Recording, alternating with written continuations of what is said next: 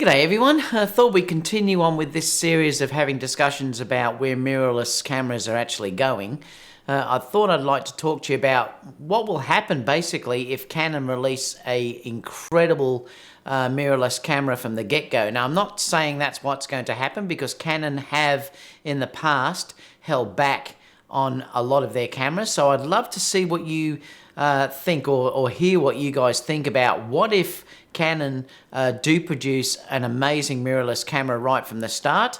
Where will that leave Nikon and where will it leave Sony? But before we look at that, I just wanted to talk about how the new Nikon release is going and what I think about that aspect of it. And let's look at a couple of articles that are actually out there. I don't want this to be a slamming Nikon, but there are a number of articles where people are saying that they weren't very happy with the camera itself. Like you can see Tony Northrup's had a whole discussion here. You can watch that video if you like, and they're talking about they're not very happy with the autofocus performance, the one card, things like that. They did say, though, that it was a pre-release version, so whether they're going to be able to improve that in the release version, I mean, if that's the case, if it was going to be that much better, I really don't think that Nikon would have used the cameras that they had. I don't think you're going to see a massive improvement, but that's just, excuse me, my feeling on that as well. But, you know, there's a number of articles and things that you can talk about going through these things, and everyone's giving different opinions. I noticed Matt Granger gave a discussion last night talking about that as well. His opinion about dual card slots, I totally disagree with what he was saying, but he was basically saying that it can still be a professional camera. Yes, it can be, but a professional who's doing a paid job should now not really be using a camera where you've only got one card, because if that thing can't be shot again, you really should be having backup solutions. Just like on your desktop computer, for instance, on my machine here, I've got multiple backup drives that go from one drive to the other, because I know if something fails, I've then got a complete backup there ready to go, and I can be working again straight away, and I know I haven't lost anything. If you're doing a shoot, whether it, you know, it was a christening, whether it was a wedding, whether it was anything like a portrait that can't be just done again, it really is not the right thing to do to be shooting on one card. Now, a lot of people are saying, yes, but they used to do it in film. Yes, they did, but they had no choice in those days. You couldn't back up film. If that was lost, that was just the case and it was lost. If you're now dealing with digital, you have got the choice of having a backup. I have had a card fail, and I was only saved recently by having a second card, and I used the JPEG files to get the images that I needed. So it does make a difference. So I believe that they should never produce really any camera now that you're dealing with professional work with only having one card. And I do now believe that, especially after it happened to me. And I hear that quite a lot now as I've been researching this, that's what's happening. So I do think Nikon let their users down with that particular bit of the camera, and I think they have held back, forcing people to basically buy the D850, and that's what they've done here. They've protected their digital SLRs. But let's have a discussion about what will happen, do you think, to Nikon if Canon really produce a great camera right from the start, you know, and this will be the really interesting thing. There's another article there too about why mirrorless cameras mostly disappoint me. That was on PetaPixel. I was reading that, talking about things on there, saying how the video aspect was held back with not offering 60p, things like that. And it does really interest me too in the fact that Nikon saw all of the things that Sony got bagged about, and Sony did get a real bagging about only having one card slot, terrible battery life. And, you know, I think people like Matt are forgetting things like that. And it's really interesting that we really did get slammed. And we got slammed by a lot of YouTubers out there as well. And now that it's gone the other way, well, then everyone's sort of jumping in and saying it's not an issue anymore. And it's really interesting how it changes. But, you know, that's another article that you can read as well. So there's a number of them out there. But the one I thought was really interesting was this. It's saying Canon will dominate mirrorless too, and it's an interesting article because basically it's just talking about, and I'm only going to go through the headings. I will put this in the description down below so you can actually look at it. But they're talking here about dual pixel autofocus. The Canon focus is really outstanding. The dual pixel focus was way ahead of Sony. I now think with the Sony A7 III, the A9, The A7R III just a little bit behind, but the A7 III and the A9 particularly, I think they're probably almost on par now with dual pixel autofocus. It's just one maybe a little bit more cinematic in that it grabs focus a little bit differently, but you can also change that in the settings of the Sony cameras as well, depending on what you set your cameras on. So I really think at the moment the focusing is pretty well about the same. That's what I believe anyway. You may disagree with me, and please put that in the comments down below.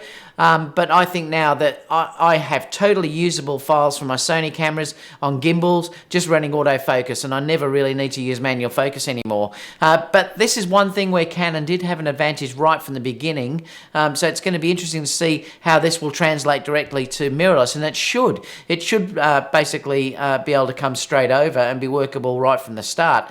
Obviously, Canon's lens selection is amazing. It's going to be interesting to see which way Canon go. Are Canon going to use an EF mount? Now, it's possible because Canon could do a larger body. And if they do a larger body, there's no reason, I suppose, in physics why they just can't replace the mirror box and everything in there and just put a mirrorless sensor in there.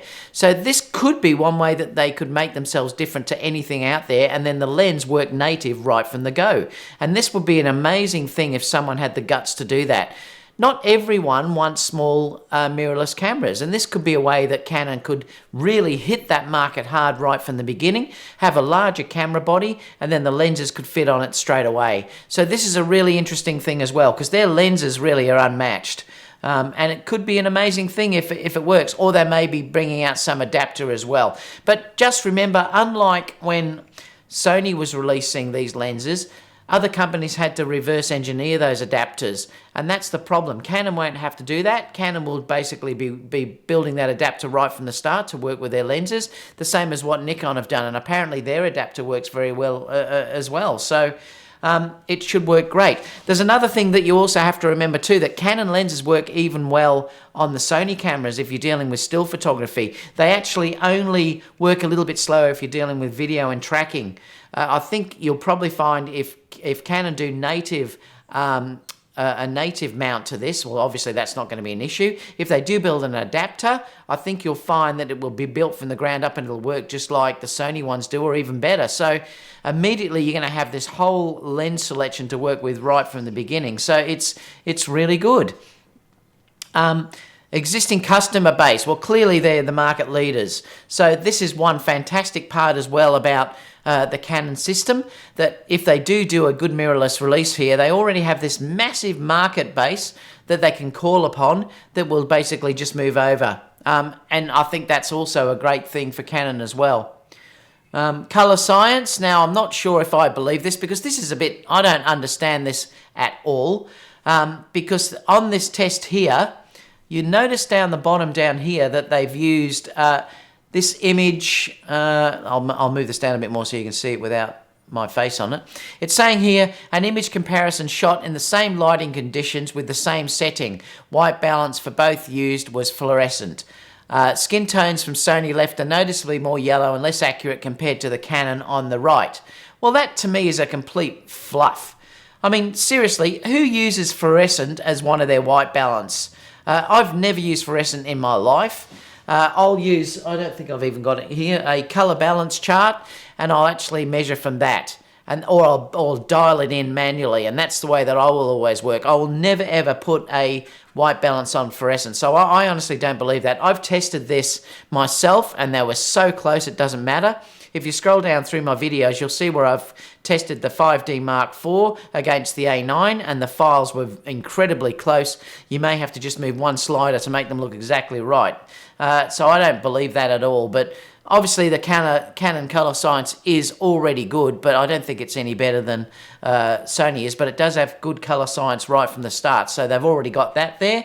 Reliability as well. Their cameras are very reliable, good weather sealing, things like that. So that's also a big plus. And usability, their menus and things like that. People always say that their menus and everything else and the ergonomics and everything are very good on these cameras. So I just wanted to bring that to you to think, have a discussion on this, because no one's really touched on this yet, and I wanted to have a discussion with you guys about this.